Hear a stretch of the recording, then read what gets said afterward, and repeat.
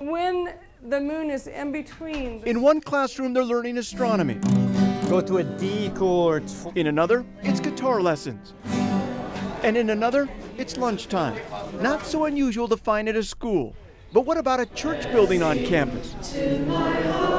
Complete with a full-time preacher. But the whole point of the shepherd is to bring them back and to bring them back to safety. That's what you'll find here at Heritage School in Provo, a nonprofit residential treatment center for kids between 12 and 17 years old. You spell it like this and it's 110 raining. boys and girls who battle a variety of problems and come from all over the country, live here on campus, and every Sunday they have a choice to come listen to Chaplain Tami Harris preach a non-denominational sermon. There's huge rejoicing in heaven when we repent. But there is something unusual about all this. There's still misunderstandings. Chaplain Harris is also a faithful Mormon. I'm a very faithful, mainstream LDS woman. Yet she acts in a role I'm in charge. I'm in charge. Do you think that will of what fly? a bishop or a minister may do, I'm the preacher. I'm the preacher. including How does that make you feel?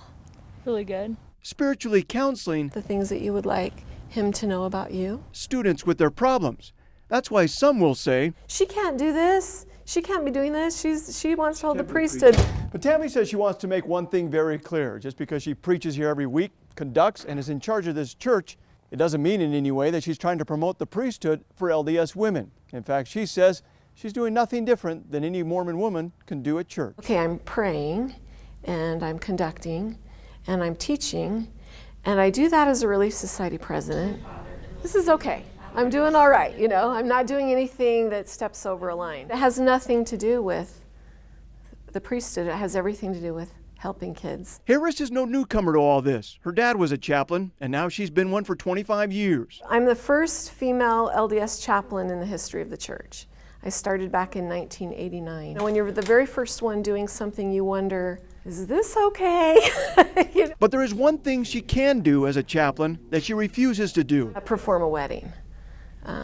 You won't do that. No, I think that would be crossing over a line. Obviously, I'm not a Melchizedek priesthood holder, and I don't want to do anything that causes the brethren to go, wish you hadn't have done that.